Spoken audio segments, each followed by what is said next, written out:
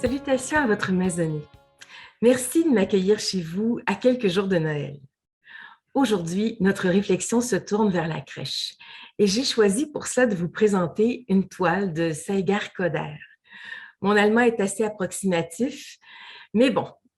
Alors, Seigar Koder, c'est un prêtre allemand qui a peint de magnifiques toiles relatant la vie du Christ dans un style qui lui est bien particulier et que moi j'apprécie beaucoup.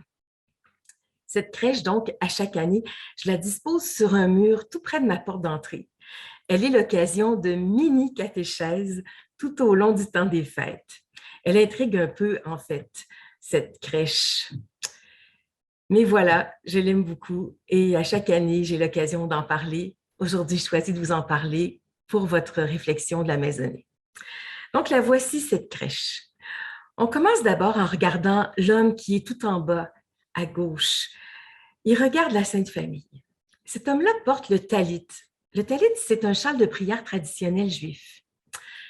L'auteur de la crèche l'identifie à un prophète, probablement à Isaïe, qui a à la fois prophétisé la naissance de l'Emmanuel, qui est né d'une vierge, et aussi sur le serviteur souffrant. Et on retrouve bien dans cette crèche une évocation de la croix. Pour notre salut, le Fils de Dieu devait naître, s'incarner parmi nous et être fidèle à son Père jusqu'à donner sa vie. Regardez bien l'inscription sur le berceau du Christ, INRI. Cette inscription que Pilate a fait graver sur la croix de Jésus et qui signifie Jésus le Nazaréen, roi des Juifs. Puis pour renforcer la compréhension du lien entre le berceau et la croix, voyez l'enchevêtrement des poutres en haut de l'image, des croix. On n'en voit que 2 sur cette image-là, mais sur la toile, il y en a bien 3. C'est une référence évidente au calvaire. La royauté de cet enfant, elle se profile dans la grotte de Bethléem, mais elle se réalise définitivement sur la croix. Voyez aussi le buisson verdoyant et fleuri qui entoure le prophète. Il détonne un peu dans une scène qu'on imagine plutôt froide, quasi hivernale. Ce buisson indique le printemps qu'apporte la naissance du Messie et dans laquelle triomphe la vie. Allons maintenant voir Joseph. Il est en haut, il dort. On le sait pour Joseph, Dieu parle par les songes pendant son sommeil. Il dort peut-être, mais il est tout de même en relation avec Dieu. Il est placé sous la croix. Et on le sait, contrairement à Marie, Joseph ne sera pas là aux derniers instants de Jésus. Sa communion au Fils de Dieu comme père adoptif sera bien différente de celle de Marie, mais ô combien importante tout de même. On remarque aussi que son visage est tourné vers le haut. Il contemple le mystère de Dieu qui s'est accompli dans l'enfant qui est né. Voyez Marie qui soulève l'enfant dans ses bras et qui dépose un baiser sur sa joue. Ce n'est pas ici le simple élan d'amour maternel de Marie qu'il nous est donné d'observer, mais bien un acte d'adoration de Marie devant l'enfant Dieu. Adorer, en grec, c'est donner un baiser. L'adoration implique toute la personne, le cœur, l'esprit, le corps, la volonté.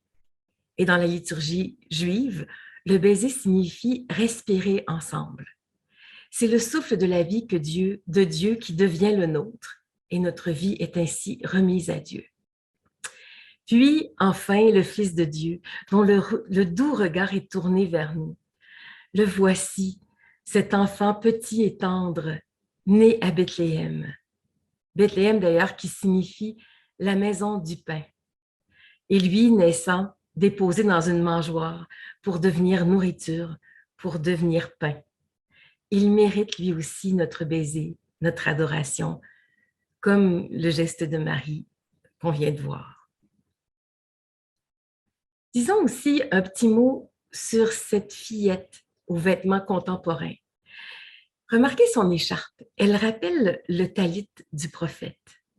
C'est peut-être un signe que nous aussi, nous avons à annoncer sa venue parmi nous. Avec les mains jointes, elle contemple l'événement de l'incarnation. Elle représente l'humanité pour laquelle le Fils de Dieu s'est fait homme. Et dans la lueur de cette étoile qui éclaire les ténèbres de la nuit, elle semble nous inviter à venir l'adorer aussi.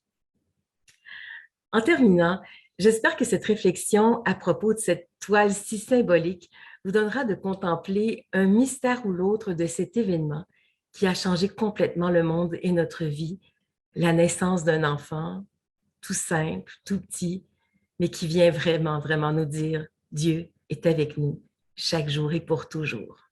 Pour votre échange en maisonnée, est-ce qu'il y a quelque chose aujourd'hui que vous découvrez ou que vous approfondissez à propos de la naissance de Jésus, de l'incarnation du Fils de Dieu? Bon échange et surtout, surtout, une belle fête de la Nativité. Au revoir, à bientôt.